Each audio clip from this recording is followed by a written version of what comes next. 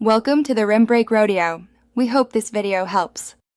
You start by validating basics that often block the store. First, make sure you're signed into your Microsoft account and two-step is not hanging. Sign out and back in if needed. Once done, confirm internet, correct date and time, then run WS Reset. EXE to flush the store cache. This often clears transient errors.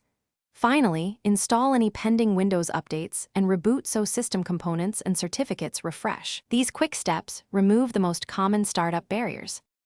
Now you move into repairs. Open Settings app's Microsoft Store Advanced Options and try Repair. If it fails, choose Reset and understand this removes local app data.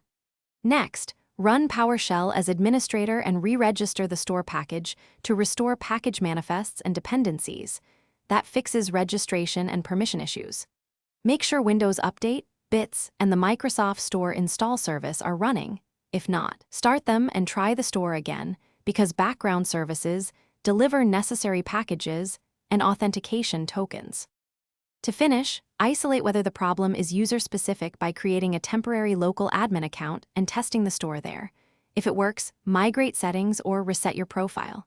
If the store still fails, reinstall it via PowerShell commands or roll back to a healthy restore point to undo recent system changes.